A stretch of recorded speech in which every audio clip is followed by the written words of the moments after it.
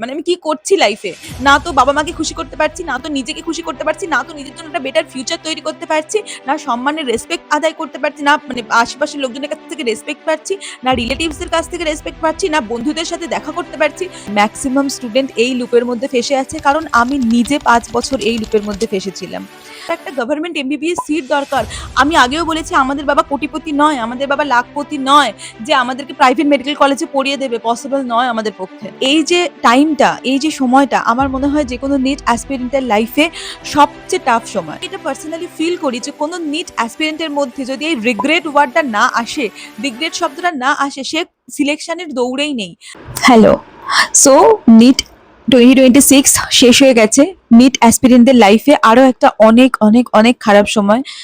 আমি জানি তুই কোনো রকম কোনো বিয়ে বাড়ি, কোনো রকম কোনো অনুষ্ঠান বাড়ি অ্যাটেন্ড করিসনি, নিজেকে ঘরের একটা কোনায় বন্দি করে রেখেছিলি। বাবা মার অনেক স্বপ্ন, অনেকগুলো ড্রপ ইয়ার, বন্ধু বান্ধবদের অনেক তানা, রিলেটিভসদের অনেক কথা শুনেও শেষ অবধি নিট 2026 এক্সাম দিয়েছিস। বাট যখন এক্সাম দিয়ে বাইরে বেরোলি অ্যান্ড আনসার কি চেক করলি, তখন জানতে পারলি তোর হয়তো এবারেও সিলেকশন হবে না। আমি জানি ম্যাক্সিমাম স্টুডেন্ট এই লুপের মধ্যে ফেসে আছে কারণ আমি নিজে ৫ বছর এই লুপের মধ্যে ফেসেছিলাম। আর এই যে টাইমটা, এই যে সময়টা আমার মনে হয় যেকোনো নিট অ্যাসপিরেন্টের লাইফে সবচেয়ে টাফ সময়। আমি আমার লাইফে এই সময়টা যে কি করে কাটিয়েছি শুধু আমি জানি। আমি জানি এখন কি ধরনের রিগ্রেট তোদের মধ্যে কাজ করছে, যেই কারণে আমি হয়তো এই ভিডিওটা বানাচ্ছি, বিকজ আমি রিলেট করতে পারি। প্রতি বছর না আমি যতই আমার এক্সাম প্রেশারে থাকি, এখন আমার ফাইনাল ইয়ার, অনেক এক্সাম প্রেশার, কিন্তু তারপরেও এই সময়টা আমি কিছুতেই ভুলতে পারি না যে এখন ওই বাচ্চাগুলোর উপর দিয়ে কি যাচ্ছে, মানে আমার উপর দিয়ে কি যেত। প্রতি বছর বাবা মাকে এত এত মিথ্যে কথা বলতে হতো যে আমি এত নাম্বার পেয়েছি, তত নাম্বার পেয়েছি। আলটিমেটলি আমি হয়তো তার হাফ নাম্বারও পাইনি। তো ওই সিচুয়েশনে দাঁড়িয়ে যে কতটা খারাপ যায় সময়, ওই সিচুয়েশনে দাঁড়িয়ে যে নিজেকে এতটা অসহায় লাগে, এবং সেখান থেকে কি করে মানে কোপ আপ করা সম্ভব, সুইসাইডাল থট আসে, মনে হয় আর বাঁচতে চাই না, বেঁচে থাকতে চাই না, লাইফে কিছু নেই। মানে আমার বলার ভাষা নেই যে এই সময় তোদের মধ্যে দিয়ে কি যাচ্ছে। বাট তারপরেও আজকের এই ভিডিওটা আমি বানাচ্ছি বিকজ আমার মতো যারা অনেকগুলো ড্রপ দিয়েছে এবং তারপর কোথাও না কোথাও গিয়ে একটু হলেও সাকসেসের মুখ দেখতে পেয়েছে, তার কাছ থেকে যদি তুই এই জিনিসটা শুনিস, তাহলে আমার মনে হয় তোর এই জিনিসটা অনেক বেশি ট্রাস্টেবল ফিল হবে। আমি যখন প্রথম নিটের প্রিপারেশন শুরু করি 2017-তে, আমিও তোদের মধ্যেই ছিলাম, কিচ্ছু জানতাম না, কিচ্ছু পারতাম না। বিকজ বাংলা মিডিয়ামে পড়া অনেক ভালো স্টুডেন্ট হওয়া সত্ত্বেও আমি তো ওই এনসিইআরটি, নিট এইসব সম্বন্ধে আমার সত্যিই কোনো আইডিয়া ছিল না। জানি অনেকে হয়তো তোরা এটা বলবি যে, "দিদি তুমি বাজে কথা বলছো বা এটা হতে পারে না। তুমি হয়তো ঠিক বলছো না সবটা।" বাট এটাই সত্যি। আমার লাইফেও কিছু ছিল না, কিছু জানতাম না। অ্যান্ড তারপরে আমি লাইক যেটা হয় আরকি, আকাশে গিয়ে ভর্তি হলে প্রচুর টাইম ওয়েস্ট, বন্ধু-বান্ধব, ঘোরাঘুরি, এদিক ওদিক যাওয়া। তো এইসব করে টাইমটা ওয়েস্ট করেছিলাম। অ্যান্ড তারপর যখন কোভিড আসে 2020, অ্যান্ড আমার অনেক ক্লোজ ফ্রেন্ডরা যখন সিলেকশন পেয়ে যায়, তখন আমার মধ্যে এই যে রিগ্রেট ব্যাপারটা আসতে শুরু করে। আমি এটা পার্সোনালি ফিল করি যে কোনো নিট অ্যাসপিরেন্টের মধ্যে যদি এই রিগ্রেট ওয়ার্ডটা না আসে, রিগ্রেট শব্দটা না আসে, সে সিলেকশনের দৌড়েই নেই। আমি জানি তোরা এখন অনেকে আছিস যে 200 পাচ্ছিস, 300 পাচ্ছিস, 350 পাচ্ছিস, 400 পাচ্ছিস, 450 পাচ্ছিস। তুই আমাকে অনেস্টলি আমাকে কমেন্ট সেকশনে লিখে জানা যে এর মধ্যে কজনের এই রিগ্রেট ফিলটা হচ্ছে যে আমি আমার বাবা মায়ের পয়সা নষ্ট করেছি, আমি আমার নিজের টাইম নষ্ট করেছি, আমার বাবা মায়ের মান সম্মান নষ্ট করেছি, আমার নিজের এনার্জি নষ্ট করেছি, আমার নিজের একটা ভালো লাইফ থাকতে পারতো সেটা নষ্ট করে একটা মানে 4x4 ঘরের মধ্যে নিজেকে মানে বন্দি করে রেখে দিয়েছি। অ্যান্ড সারা রাত জেগেছি, সারাদিন জেগেছি, পড়েছি, কিন্তু সেই পরিমাণে পড়াটা হয়নি বলে কোথাও না কোথাও গিয়ে সিলেকশনটা পাইনি। তো আল্টিমেটলি আমার মা একটা কথা বলে যে, "তুই 500 পেলি আর তুই 300 পেলি। ডিফারেন্সটা কি? দুটোতেই তো তোর সিলেকশন হবে না, তাই না?" তো তাহলে আমি কোনোদিনই নিজেকে ওই জায়গায় আটকাবো না যেখান থেকে আমার এই রিগ্রেট ওয়ার্ডটা আসে। আমি জানি এখন তোদের মধ্যে অনেক অনেক রিগ্রেট আছে, প্রচুর রিগ্রেট আছে, তোরা বুঝতে পারছিস না কি করবি। তোর বাবা মায়ের সামনে মানে আমি এত মেল পেয়েছি আর এত ডিএম পেয়েছি পার্সোনালি, আর এত ইনস্টাগ্রামেও ডিএম পেয়েছি যে, দিদি আমি বাবা মার সামনে দাঁড়াবো কি করে, আর একটা বার আমি ড্রপ চাই, এটা আমি বলবো কি করে। তো এই যে রিগ্রেটটা না, আমি চাইলে হয়তো এই ভিডিওটা নিট 2026 এর আগেও বানাতে পারতাম, কিন্তু আমার মনে হয় তোদের এখন এই ভিডিওটা সবচেয়ে বেশি দরকার। তুই বিশ্বাস কর, শুধু যে রিগ্রেট আছে, যখন নিটে সিলেকশন হয়ে যাবে, এই স্টেথোস্কোপটা যখন গলায় রাখতে পারবি, হোয়াইট কোট যখন গায়ে চাপাতে পারবি, এইসব কোনো রিগ্রেট কোনো কিছু কাজ করবে না, কোনো কিছু ম্যাটার করবে না। কখনো মনে হবে না যে আমি এতগুলো বছর ড্রপ দিয়েছিলাম বা আমার এজ এত হয়ে গেছে। আমি এজ নিয়ে অবশ্যই একটা ডেডিকেটেড ভিডিও বানাবো, বিকজ তোরা আমাকে এত বলেছিস এজ নিয়ে, তো ওটা আমি বানাবো, সেটা আলাদা কথা। কিন্তু আজকের যে টপিক নিয়ে কথা, যে রিগ্রেট লাইফে থাকে, সবার লাইফে থাকে। হয়তো আমার লাইফেও কিছু রিগ্রেট আছে। কাশ আমি ২০১৭ ভালো করে পড়াশোনা করে নিতাম। ২০১৮ অত ঘুরে না বেড়াতাম। ২০১৯ রিলেশনশিপ ট্র্যাপ এ না পড়তাম। ২০২০ তে কোভিড না আসতো। এগুলো সবই রিগ্রেট। কিন্তু আল্টিমেটলি ২০২২ সালে আমি তো ডক্টর হয়েছি না। আমি তো নিজের নামের আগে এমবিবিএস এই ওয়ার্ডটা বসাতে, নামের পরে এমবিবিএস এই ওয়ার্ডটা বসাতে পেরেছি না। এটার থেকে বড় সাকসেস আর কি হতে পারে? তো রিগ্রেট আর সাকসেস এই দুটো জিনিসকে তুই যদি মানে সিকোয়েন্সিয়ালি না নিয়ে চলতে পারিস তাহলে তোর সাকসেস হবে না।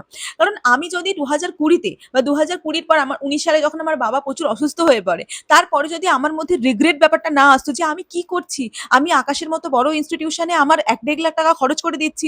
আমার মা এরকম সিচুয়েশনে এসে দাঁড়িয়েছিল যেখানে আমাকে বলেছিল যে, "আমি আমার সোনার হার বিক্রি করে দিচ্ছি। বিক্রি করে দিয়ে তুই অ্যাডমিশন নে।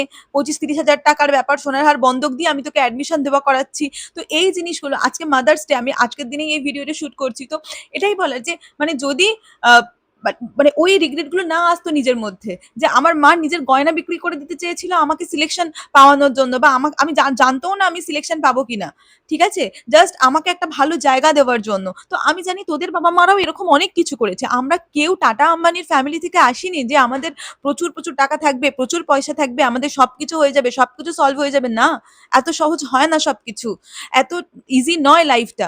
তো আমি চাই তোরা রিগ্রেট ফিল কর, এই রিগ্রেটটা নিজেদের মধ্যে আসুক। কারণ তুই যদি রাত পর বসে ইনস্টাগ্রাম না ঘাঁটতিস, তুই যদি রাতের পর রাত বসে বাবা মাকে লুকিয়ে পার্সোনাল চ্যাট না করতিস, বাবা মাকে মিথ্যে কথা বলে বন্ধুদের সঙ্গে সিনেমা দেখতে না যেতিস, তাহলে হয়তো এগুলো হতো না। তুই হয়তো অনেকটা স্যাক্রিফাইস করেছিস, হয়তো কোনো ফ্যামিলি ভ্যাকেশন অ্যাটেন্ড করিসনি, ফ্যামিলি ফাংশন অ্যাটেন্ড করিসনি, রাত ভোর পড়েছিস, খাওয়া দাওয়া কম্প্রোমাইজড হয়েছে, সবকিছু করেছিস, কিন্তু যেটা করার দরকার সেটা কি করেছিস? যতটা করার দরকার, যে জিনিসগুলো লাইফ থেকে বাদ দেওয়ার দরকার সেটা কি দিয়েছিস? এই যে জিনিসগুলো যদি নিজের মধ্যে ফিল না করিস না, তাহলে কোনোদিন কিছু হবে না। কারণ আমার বাবা-মা তো আমাদের সবসময় বলত যে, "এটা করছিস, এটা ভুল করছিস, এটা ঠিক করছিস না।" বলত না? আমাকে তো সবসময় বলত যে, "তুই কিন্তু ঠিক করছিস না, তুই কিন্তু এত দেরি করে বাড়ি ফিরছিস, এত ঘুরে আসছিস, এগুলো কিন্তু ঠিক করছিস না।" এই জিনিসগুলো বাবা প্রচুর বলত, মা প্রচুর বলত। বাবা বলত যে, "পড়ছেই তো না, সারাদিন তো ফোন ঘাঁটছে, ফোনে কি করে বুঝতে পারি না।" সত্যিই আমাদের বাবা-মা বুঝতে পারে না যে আমরা ফোনে কি করি বা কি ঘাঁটি। কিন্তু বিশ্বাস কর এখন আমি মা-বাবার পাশে বসে ফোনে WhatsApp স্ক্রল করি। মা-বাবার পাশে বসে ফোনে Instagram চালাই। মা-বাবার পাশে বসে ফোনে মুভি দেখি। বাবা-মা কোনোদিন কিছু বলে না। আমি তোকে বলছি তোর লাইফ এখন বাবা-মা এত খিটখিট করছে তো কেন করছে বলতো? তোর ভালোর জন্য করছে। তুই যদি একটা জায়গায় পৌঁছে যাস, তুই কি ভাবছিস যে এখন আমি ফাইনাল ইয়ারে পড়ি, হ্যাঁ, আমার মা হয়তো ওই নিটের মতো অত বলে না। কিন্তু এখনো প্রতিদিন সকালে ফোন করে বলে, প্রতিদিন ঘুমোতে যাওয়ার আগে একবার ফোন করে জিজ্ঞেস করে যে, "পড়ছিস তো?" কারণ এখনো তুই লার্নিং ফেজেই আছিস। আর নিট তো লার্নিং এরও বেসিক ফেজ। মানে তোকে এখানে পড়তেই হবে। তুই যদি না পড়িস তোর ভবিষ্যৎ অন্ধকার। তুই জানিস না তোর ভবিষ্যৎ কি? তুই জানিস না তোর ফিউচার কি? কিন্তু এত রিগ্রেটের পরেও তুই যদি ওই কামব্যাকটা করতে পারিস না, that will be the ultimate things. আমি জানি নি 2026 তোকে অনেক ভেঙে দিয়েছে, চুরমার করে দিয়েছে। হয়তো এবার এটা তো আমি তাদের কথা বললাম যারা প্রচুর ফাঁকি মেরেছে। আমি এদের কথাও বলব যারা হয়তো অতটাও ফাঁকি মারেনি। আমি 2021 সালের কথা যদি বলি, আমার এখনো মনে আছে আমি অনেক পড়েছিলাম, অনেক ভালো প্রিপারেশন নিয়েছিলাম। তারপরেও না কাট অফ বুঝতে পারিনি। ওই ২০-৩০ নম্বরের জন্য না থেকে গিয়েছিল। তো এটা আমার মনে হয় সবার ক্ষেত্রে হয়। আমার ক্ষেত্রে যদি হয়ে থাকে তাহলে তোদের সবার ক্ষেত্রে হয়। যে অনেক মানে কষ্টের যে কাট অফটা এইভাবে বাড়ছে, কিন্তু কিছু করার নেই না। তুই যদি এই কম্পিটিশনে টিকে থাকতে চাস তাহলে তোকে এই কম্পিটিশনে পার্টিসিপেট করতে হবে। আর এই কম্পিটিশনটা অনেক বেশি হার্ড, অনেক বেশি। মানে তোকে লাইক লিটারালি রোবটের মতো, সন্ন্যাসীর মতো জীবনযাপন করতে হবে। তুই একটা নরমাল মানুষের মতো জীবনযাপন করে সিলেকশন পাবি না। আমারও তো সামনে ধর এমবিবিএস কাইন্ড অফ শেষের দিকে, এরপরে ইন্টার্নশিপ করব, ফাইনাল ইয়ার, তারপরে ইন্টার্নশিপ করব। তারপরে যখন আমিও নিট নিজে প্রিপারেশন নেব তখন আমাকেও ওই মনকের লাইফ ফলো করতে হবে। আদারওয়াইজ পসিবল না। কারণ যেকোনো কম্পিটিটিভ এক্সাম এত ইজি হয় না। আজকে আমি জাস্ট মানে একটু আগে জাস্ট বসে পড়ছিলাম। তখনই আমি ভাবলাম যে আমার মনে হয় এই ভিডিওটা তোদের জন্য বানিয়ে দেওয়া উচিত। উইথআউট এনি প্রিপারেশনস, আমার চোখ মুখ দেখে বুঝতে পারছিস যে উইথআউট এনি প্রিপারেশনস আমি জাস্ট ভিডিওটা বানাতে বসে গেছি আরকি। বিকজ আমার মনে হয় যে this is the right time. যদি এই টাইমে নিজের মধ্যে রিগ্রেট না ফিল হয়, সবাই অনেকে দেখবি কমেন্ট করছে, "দিদি ৬২০ পাচ্ছি, ৬৩০ পাচ্ছি।" এইগুলো দেখে না আমি বলছি আমার বুক ফেটে যেত। আমি যখন ৫২০ পাচ্ছি, ৫৩০ পাচ্ছি আর আমি সিলেকশন পাচ্ছি না, আর আমি দেখছি লোকজন কমেন্ট করছে ইউটিউবে এসে, "দিদি ৬০০ পাচ্ছি, ৬২০ পাচ্ছি।" আমার ব্যথায় বুক ফেটে যেত। মনে হতো যে আমি কি করেছি লাইফে? মানে আমি কি করছি লাইফে? না তো বাবা-মাকে খুশি করতে পারছি, না তো নিজেকে খুশি করতে পারছি, না তো নিজের জন্য একটা বেটার ফিউচার তৈরি করতে পারছি, না সম্মানের রেসপেক্ট আদায় করতে পারছি, না মানে আশেপাশের লোকজনের কাছ থেকে রেসপেক্ট পাচ্ছি, না রিলেটিভস এর কাছ থেকে রেসপেক্ট পাচ্ছি, না বন্ধুদের সাথে দেখা করতে পারছি। তুই বললে বিশ্বাস করবি না, আমি বন্ধুদের সঙ্গে মিট আপ করতে যেতাম না আমার এই ভয়ের জন্য। ২০১৭ থেকে ২০২২ আমি ১ থেকে ২ বার ২-৩ ফ্রেন্ডের সঙ্গে দেখা করেছি। আর সেই যখন আমি ২০২২ এ নিটে চান্স পেয়ে গেলাম, ৫ টা বন্ধুর সঙ্গে দেখা করে তারপর মালদায় এসছি। তো এটাই ডিফারেন্স। তো আমি একটা এক্সাম ক্র্যাক করতে না পারার জন্য তোর কনফিডেন্স একদম তলানিতে গিয়ে ঠেকে। এটা ফ্যাক্ট, এটা সত্যি। মানে তুই ভাবিস না এটা তোর সঙ্গে একার সঙ্গে হচ্ছে। এটা আমার সঙ্গে হয়েছে, আমার মতো যারা মাল্টিপল ড্রপের স্টুডেন্ট তাদের সঙ্গেও হয়েছে। এই ভিডিওটা তো মানে যারা ফ্রেশার্স তাদের জন্য তো ঠিক আছে আমি মানলাম, তারা দেখবি হয়তো তোরা রিলেট করতে পারবি না। কিন্তু যারা মাল্টিপল ড্রপ দিচ্ছিস, যারা অলরেডি ড্রপার, তারা আমার মনে হয় এই জিনিসটা অনেক বেশি রিলেট করতে পারবি আমার সঙ্গে। তো আমার মনে হয় যে লাইফে এমন একটা জায়গায় তুই দাঁড়িয়ে আছিস, এখান থেকে তোর লাইফকে শুধুমাত্র তুই নিজে বদলাতে পারিস, শুধুমাত্র। আমি পেরেন্টসদেরও অনেক অনুরোধ করবো, যারা গার্জেনরা আমার ভিডিও আমি জানি অনেকে দেখেন, আমি ওনাদেরও অনুরোধ করবো যে প্লিজ বাচ্চাদের একটু সুযোগ দিন। কারণ ওরা হয়তো অনেকটা খেটেছে, হয়তো সেই প্রপার এতটা খাটতে হবে, হয়তো এতটা খাটতে হবে, ওরা এখানে এসে আটকে গেছে। বাকিটা একটু খাটার ওদের সুযোগ করে দিলে সত্যিই খুব ভালো হয়। আর তোদের বলছি, যারা প্রিপারেশন করছিস, যারা ভেবেছিস আবার প্রিপারেশন করবি, তোদের মধ্যে রিগ্রেট জিনিসটা নিয়ে আয়। অ্যাটলিস্ট একটা চার্ট, একটা পেপার নে, সেখানে নিয়ে লিখতে শুরু কর যে আমি কি ভুল করেছি এবং এই বছর আমি সেই ভুলগুলো আর করব না।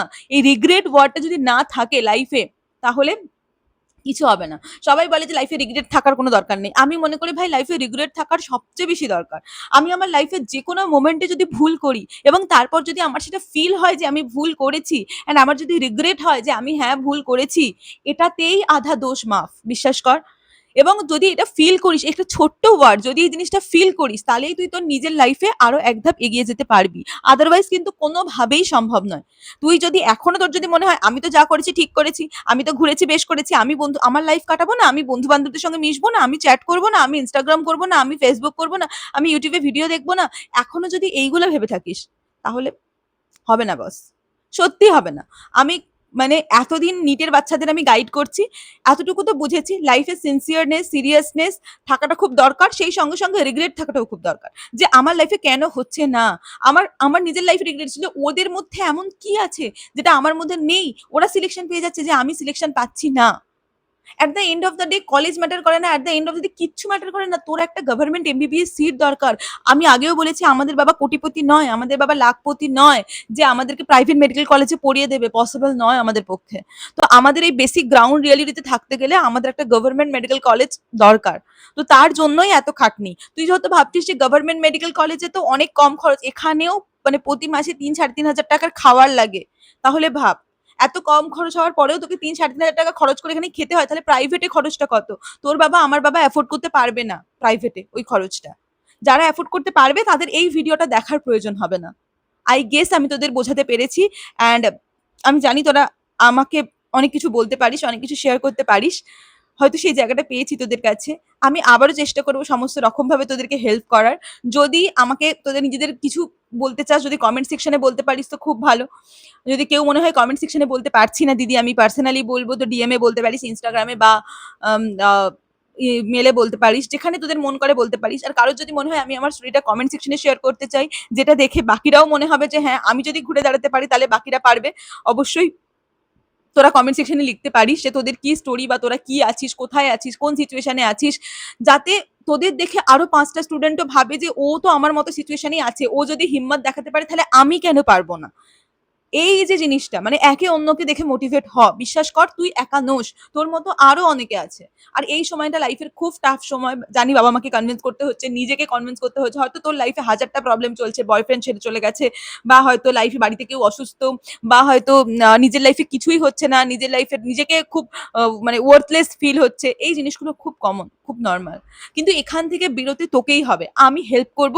আর তোর মতো বাকি যারা নিট অ্যাসপিরেন্টরা আছে, আমি চাইবো তারাও কমেন্ট সেকশনে লিখুক এবং তাদের দেখে তুই ইন্সপায়ার্ড হ। That's it. আমি আর এই ভিডিওটা বাড়াচ্ছি না। আমার মনে হয় আমার যেটা বলার দরকার আমি তোদের বলতে পেরেছি, বোঝাতে পেরেছি। আমি চেষ্টা করব পরের ভিডিওটা খুব তাড়াতাড়ি দেওয়ার, যে কি করে এখান থেকে তোরা পড়াশোনার মোডে ঢুকবি। তার জন্য অবশ্যই সবাই সাবস্ক্রাইব করিস চ্যানেলটাকে। আর দেখা হচ্ছে পরের ভিডিওতে খুব তাড়াতাড়ি। বাই। ততক্ষণ পর্যন্ত নিজেকে কাম রাখ, কুল রাখ। কোনো ভুল স্টেপ না, নিজের বাবা মায়ের মুখের দিকে তাকিয়ে কোনো ভুল স্টেপ না। লাইফে এগোতে হবে সামনে। জীবনে একটা এমন স্টেপ নিলাম তারপর লাইফটাই ওখানে থেমে গেল, এটা ঠিক ডিসিশনস হতে পারে না আমার মনে হয়। বাই।